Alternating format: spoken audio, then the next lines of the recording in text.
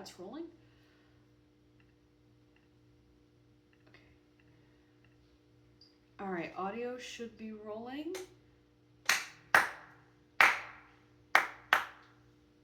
Okay.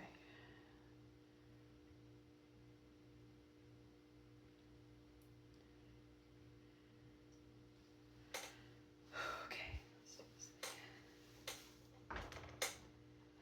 So, like I said, the gods aren't all knowledgeable. If they were, then Athena wouldn't have had an ark. So, she had to learn through losing Odysseus that the open arms ideology is not only achievable, but also the gateway to a better life.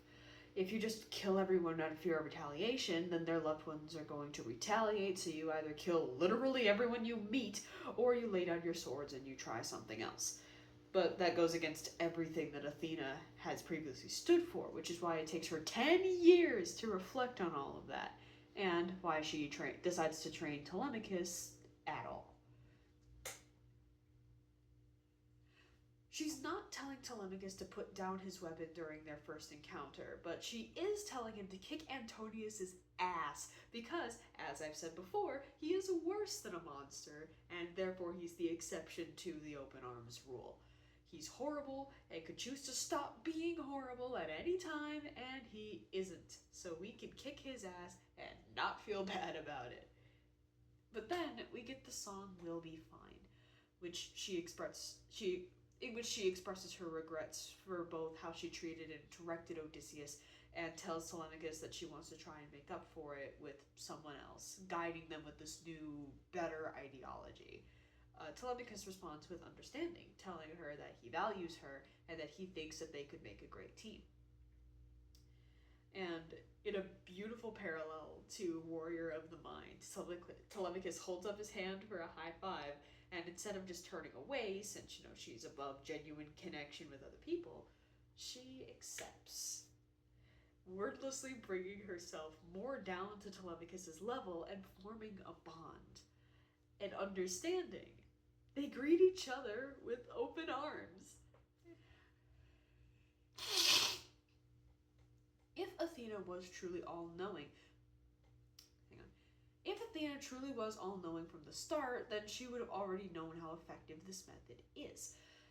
But she didn't. She had to learn that on her own by making mistakes. Something, she's human, something, you get it.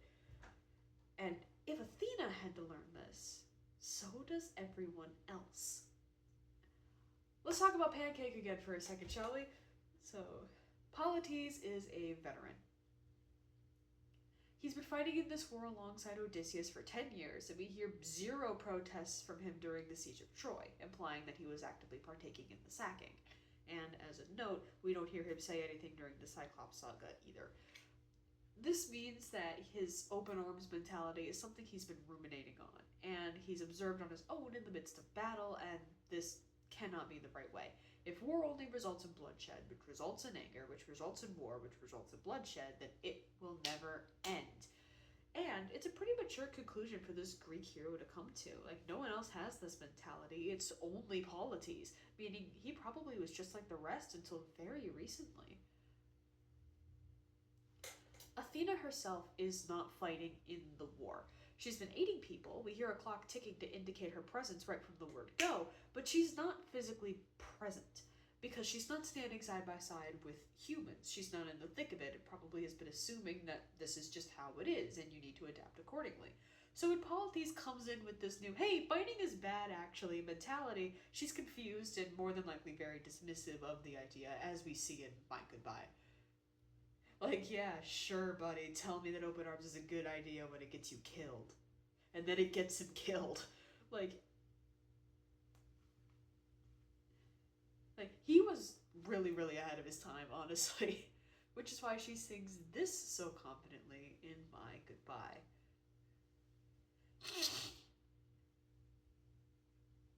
Hang on, let me re-record that, actually. Hang on. So when Polites comes in with this new, hey, maybe fighting is wrong, actually, mentality, she's confused and very dismissive of the idea. Like, yeah, sure, buddy. Tell me how good open arms is when it gets you killed. And then it does get him killed. Like, he was ahead of his time, damn it. Which is why she sings this so confidently in My Goodbye. She probably thinks Hippolytes would agree with her now that he got his dumbass killed. But then in the underworld, we hear him again. Now, Jorge has said that everyone here is singing with the mentality they had when they died, which means that no, he did die thinking that open arms is effective, and he does not agree with Athena in that ruthlessness is the way to go. And even then, if you really want to, if you want to completely dismiss everything that Jorge has said, that's still even reflected in the musical itself, because, he's dead and he's still singing that. No matter what happened when he died or what the rules of this universe are, he still believes it, Athena starts her arc agreeing with Zeus and Poseidon and Circe and Scylla and Polyphemus, all of the rest of them, and that ruthlessness is mercy upon ourselves, and that finishing your opponent and hitting them first is the best possible way to ensure the safety and well-being of the people that you care about. But once she has had time to reflect and really realize her own ideology pushed away one of her closest friends, and then he got his dumbass crew all killed without her guidance, she comes around to the idea of being the change that she wants to see in the world. She's ready to bring her boy back into the game, which means it is time to give this whole understanding thing a try, which leads us to Love in Paradise. Love in Paradise is all about Athena learning about what Odysseus has been up to since she left, seeing him attempt ruthlessness and how that stabbed him in the dick right back, and how he washed up on Calypso's island. She declares that, he needs help, because holy shit, he needs help. And then saunters up to Zeus, like, hey, can you let Odysseus go? And in response, Zeus tells her to convince 5 other gods, and himself, that this is something that the Greek deserves. We then see her trying to talk to each one-on-one, hearing them out, and we then see her trying to talk to each one of them one-on-one, basically hearing them out and playing Ace Attorney with them. I do want to take a second to highlight another epic video by Your Boy Needs a Hobby, in which he breaks down each argument and what Athena should have said, and it's really good, and it goes way more in depth than I'm going to, and also this person is very funny. You should go check their channel out. This all culminates with her telling Hera that Odysseus never cheated on his wife, which is very funny considering Zeus, and he reacts about how you'd expect. He blasts Athena with a thunderbolt, and she basically uses the power of her bonds with Odysseus and Telemachus to get back up and keep pushing forward until she's right in front of Zeus again, and then begs them for until she's right up in front of Zeus again and begs him for their freedom. She doesn't fight him. She just lays her heart bare for him to see, and that this is a matter of how much she cares for her friend and how much she knows Telemachus needs to meet his father. And this is what gets through to Zeus. Open arms worked. Let's pause here and figure out why. Zeus, for this entire musical, has been very my way or the highway. The very first thing that we see the guy do is go up to The very first thing that we even see the guy do is that he goes up to Odysseus and tells him that he has to kill a literal baby, because if he doesn't, this child will grow up to be a ruthless killer and slaughter Odie's entire family. And when Odie says that he could just raise the kid as his own and keep him in the dark about his past, instead of Zeus telling Odie that the kid is smart and would have learned eventually, he instead says, why? No, literally why? What the fuck is your problem? Someone had a vision, and Zeus himself went to tell Odysseus and essentially was like, okay, it's either this or that, A or B, red or green, no in between. Jorge, write this down. He doesn't give the people he's talking to a real choice, because the choice Odysseus would have made was to raise the kid as his own, to which Zeus... He doesn't give the people he's talking to a real choice. Because the choice that Odysseus immediately made was to raise the kid as his own, to which Zeus shot him down and was like, no. Which gods? Was it just you? I bet it was just him. Very much not taking no for an answer, not willing to hear others out. He's the king. Just sit down and shut up. We see this again in Thunderbringer. Zeus, by order of Helios, shows up to be like, okay, criminals, here's how it's gonna go. A or B. blue or orange, you or your crew. No cuts, no butts, no coconuts, just pick one. And well, yes, there is the added layer that Helios threatened to remove the sun forever if justice was not served for the death of his friend. Zeus still had the choice to allow for a nuanced discussion and didn't even think to do that because why would he? He does the same thing in the beginning. He gives Odysseus a terrible non-choice, then forces the guy to live with that guilt forever. Odysseus chooses himself over his crew, and then Zeus follows through and kills them all. But Zeus doesn't reward his choice by sending him home. All Zeus was there to do was to kill someone from Helios and make Odie choose, since Zeus could tell that Odie was bullshitting when he said that he's a new monster and he just wants to protect his own. Zeus knows who Odysseus is, and he's just a man who's trying to go home. Can't really do that if he's dead. There was never a choice here, and Zeus knows it. But this doesn't mean it was the right choice. Neither group was going to be rewarded for Odysseus' choice either way. They were paying for a crime. It was only fair that Odie would end up on Calypso's island, at least from Zeus's fucked up point of view. This is why he's so firmly rooted in not letting him go. In Zeus's eyes, Odysseus is a selfish, terrible man and always has been. He deserves this fate. That's what makes God Games so fun, because Athena was convincing the others as well as Zeus to let Odie go, and even though Zeus heard out her arguments, the thing that got through to him was the fact that Athena, none of that really mattered in the first place. Athena just wants to be able to get her friend and let him go home and meet his fucking son, and Telemachus needs to meet his father, and she wears her heart on her sleeve and pretty much sacrifices herself for both.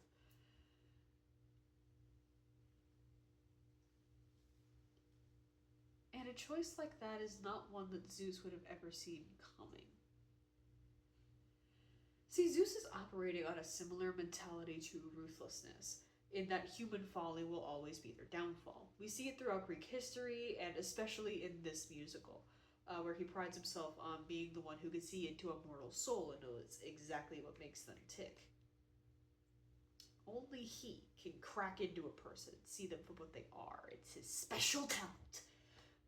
So when Athena disregards all of that stuff anyway, and essentially takes a bullet for the guy, yeah, he's moved. Maybe not because Odie is a great guy, but because his daughter cares so much. And even if he doesn't understand why she wants him free, he does love his daughter enough to agree to let him free for her sake. I will say that I do like that we don't explicitly see why Zeus decides to free Odie. Obviously it's because Athena sacrificed herself, or something about that moved Zeus, but we don't see what exactly about it moved him. It's pure speculation, and I adore that choice, thank you. The gods are not all-knowing. Again, if they were, Zeus would have remained a static character. All the gods would have. But they didn't. Once again, we see that open arms is the way to go. If Athena had just battled it out with Zeus, she probably would have either died or gotten very injured. And because she chose to make Zeus see that this isn't about practicalities, it's not about strategy or anything like that, it's purely because she wanted Odysseus to have a happy ending, it was able to melt the ice enough for him to agree.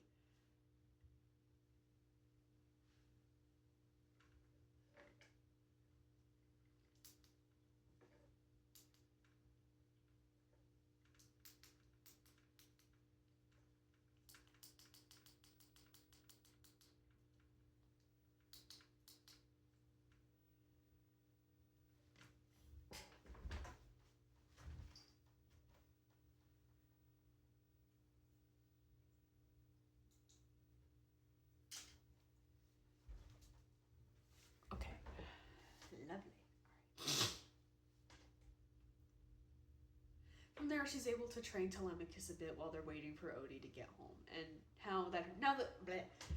From there, she's able to train Telemachus a bit now that we're waiting for Odie to get home. And now her trial run of open arms has worked, she starts employing that idea in her teachings.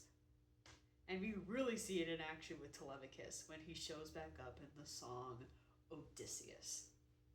Side note, this is my favorite song in the entire musical, and I can't really explain why, it's just really cool. Telemachus, from what I can understand, was seemingly waiting to ambush people by the room where the weapons were all locked, which is a smart way to take them out. Like, he's striking out of the bushes like a viper. That's kick-ass. But at the same time, he also turns around and gives these suitors a chance to stand down while making it clear that he will attack them if they don't. This is like Athena's trial of open arms, but like with mortals this time, seeing if this truly is a viable strategy. And while it doesn't work here, Athena notices something. You hear that piano after the suitor speaks? That's Athena's presence, and there's one of those trills after the suitor responds to Telemachus each time, and it's essentially a way of letting the audience know that a quick thought is happening, and that she's telling Telemachus the best way to proceed.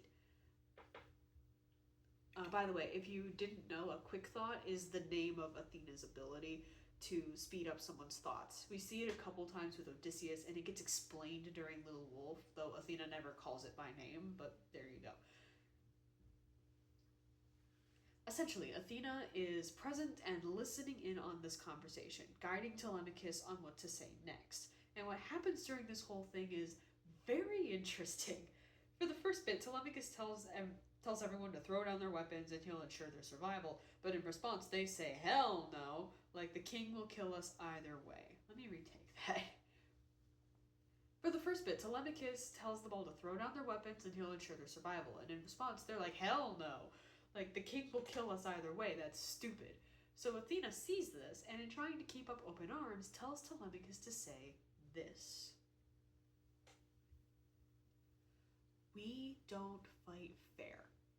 That's the moment that Athena and Telemachus both know that open arms will not work, and instead get ready to fight. See, the thing that makes open arms so difficult is that both sides have to agree to it. If one of them wants to fight, then there's not really much that you can do about that, other than, back down and run away. Understanding is a two-way street, which means that, in cutthroat ancient Greece, it's no wonder that the ideology was pretty laughed at in general. To decide to not fight was essentially suicide, which is why we gotta take baby steps. Again, Telemachus made it very clear that he would attack if they did not stand down. He's just giving them a chance to make that choice, and they rejected it. Open arms failed, time for plan B. And that's the thing that Athena really notices here. And we can tell because of the song, I Can't Help But Wonder. For context, Odysseus and Telemachus have just slaughtered all of the suitors. The palace is covered in blood and gore, and the sun is rising on a new day. Telemachus finally gets to meet his father, and they bond immediately. And after that's done, Odie tells Telemachus to go tell Penelope. Oh, after all that is done, Odysseus tells Telemachus to go tell Penelope that he's come home, and then he has a moment alone with Athena. And it's a cute parallel to their first meeting. I really like it. But the thing that I want to focus on is this. She says this unprompted. Like, she just assisted in killing all of these men, and she still emerges with the open arms mentality. Why? Because she's grown to see this cycle for what it truly is. If I hurt you, you'll hurt me back, and then I'll hurt you. And it just goes and goes and goes until one of us is dead.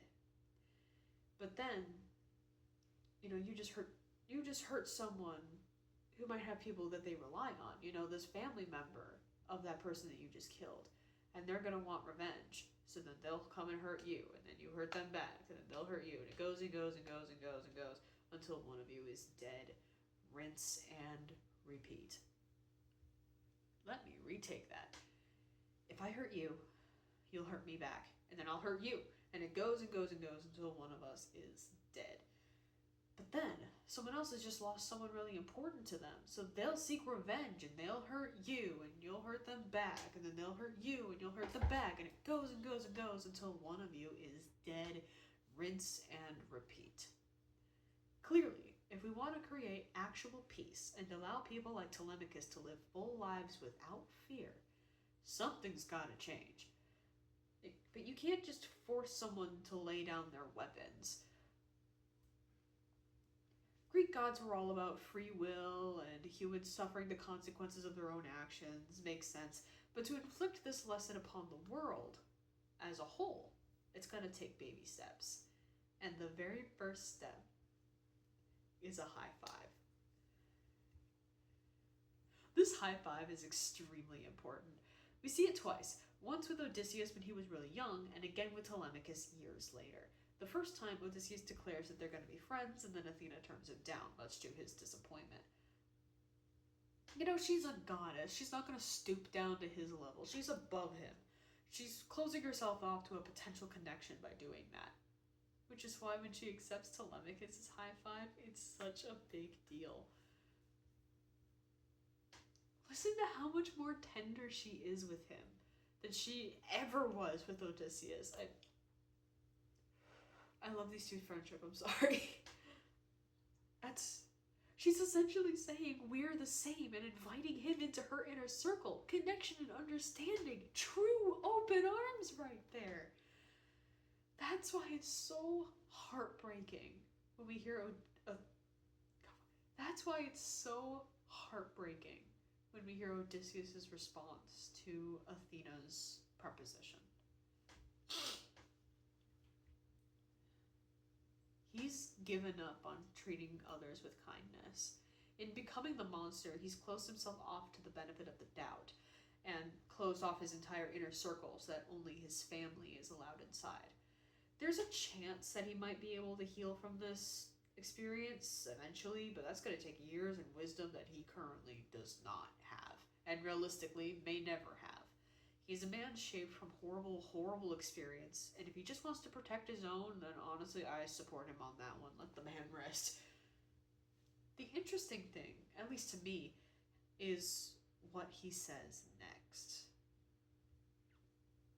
He's not saying that to Athena. I mean, he is.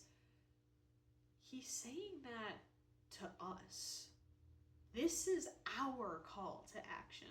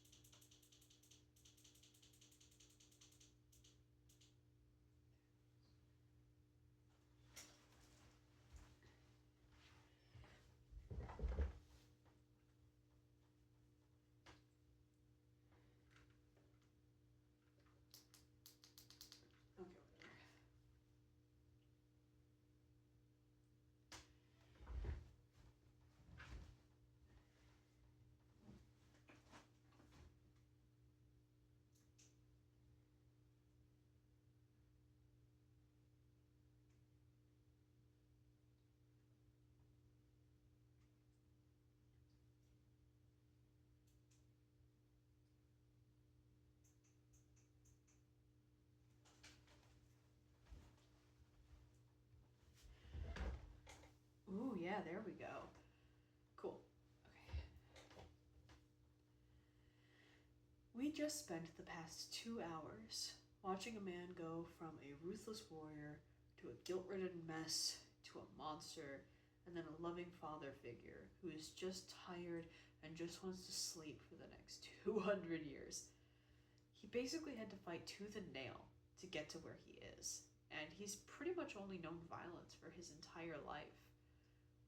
And even he looks into the camera and says, yeah, you're probably right, but I'm not the person who can fix this. Because he understands that this is bigger than him. It's simultaneously him admitting that he's only human, as well as saying that even if he was a god, he wouldn't be able to set the record straight. But someone has to. Who's it gonna be? This fictionalized version of Athena who only exists in this musical?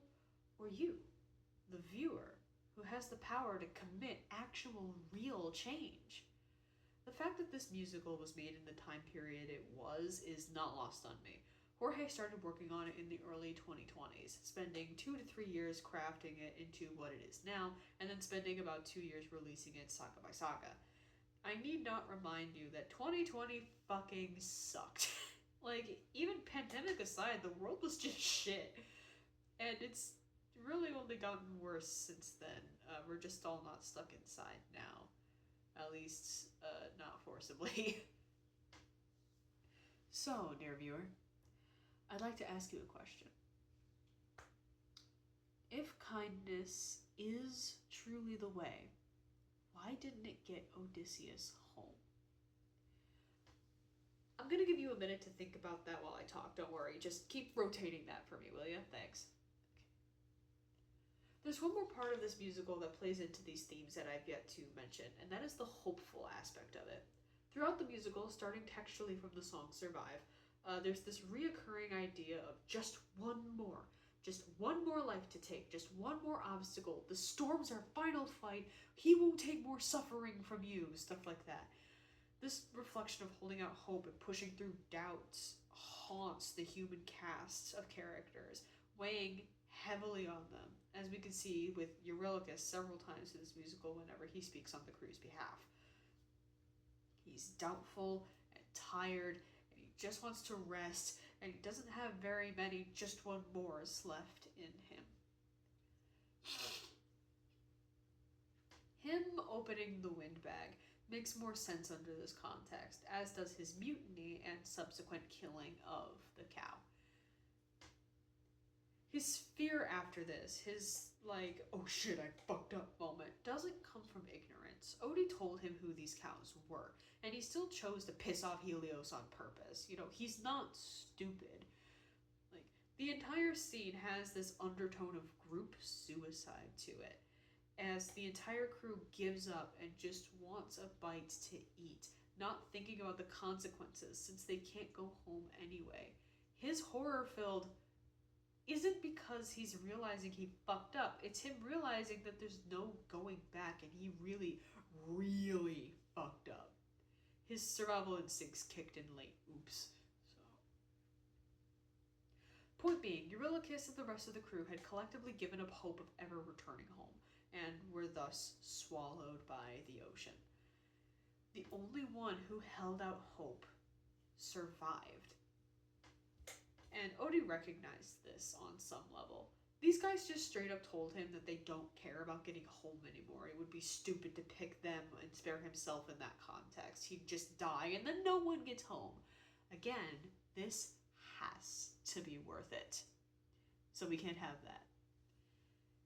But so long as Odie holds out hope, he was able to keep pushing forward. He never once gave up, and that persistence allowed him to go home, even when it looked like he never would. That said, I've been dodging him this entire video. We need to address the elephant in the room. The antithesis to my entire argument about open arms being proven to be the right ideology. We need to talk about Poseidon.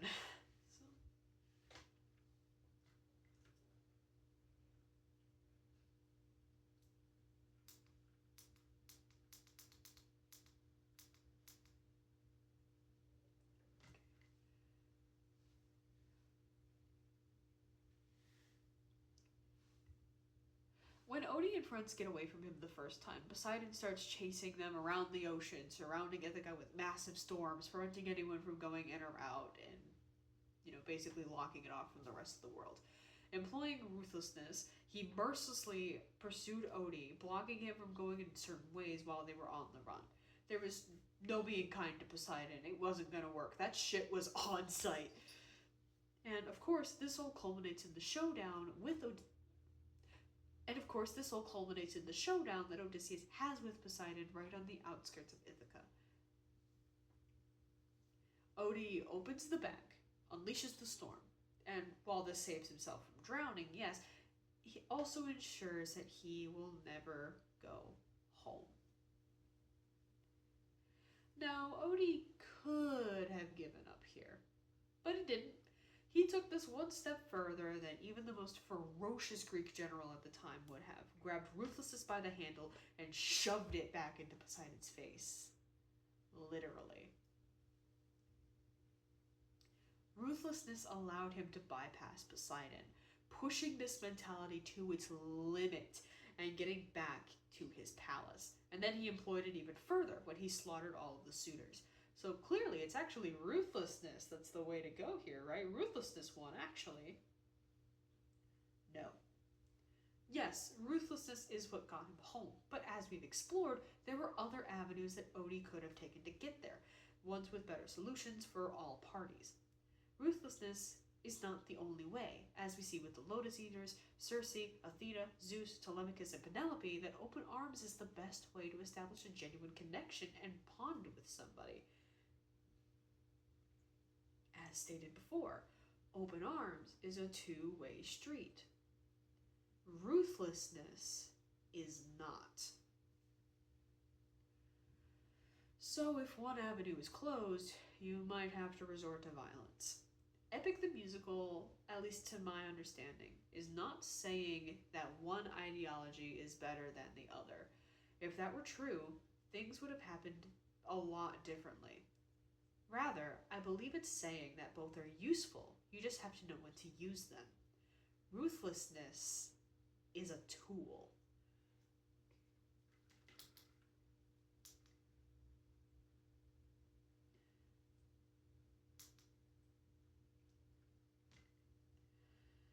Let's go back to that question. If kindness is the way, then why didn't it get Odysseus home? Because others were not kind to him either. Poseidon was never going to lower his trident. Scylla was going to eat no matter what.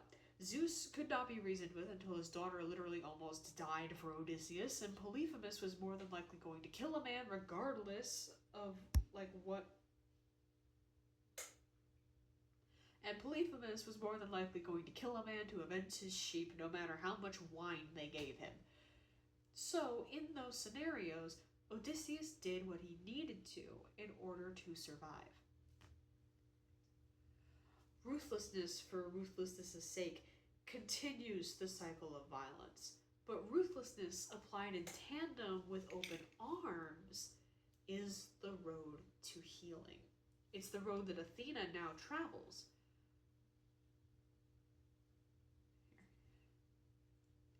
Ruthlessness for ruthlessness' sake continues the cycle of violence, but ruthlessness applied in tandem with open arms is the road to healing. It's the road that Athena now travels down, marrying the two concepts.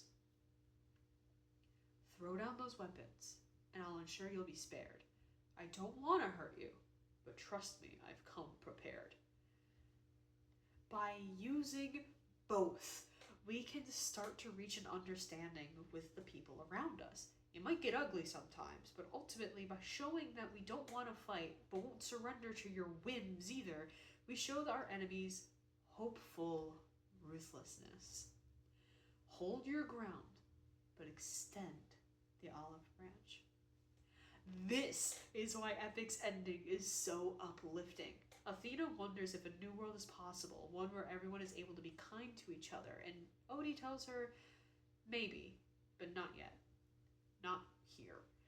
In telling Athena that you may live forever, so you can make it be, he's once again nodding to the audience, We're watching this story play out roughly 3,000 years in the future from when it took place, and we've made massive steps along this path that Athena now walks. We still have a long way to go, but we can make it.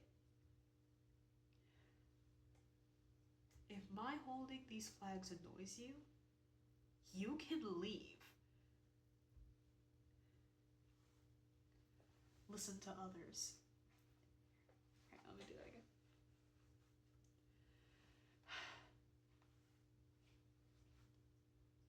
Listen to others. Meet others with kindness and understanding, but don't let them squish you. Hold your ground and fight back. Greet the world with open arms, but back it up with a ruthless need to survive, and hold on to that hope that things will get better. You will go home. Even if you change, you're still ultimately the same person, and that's beautiful. It's just like what we see with Odysseus and Penelope at the end of the show. Hang on, cut that out.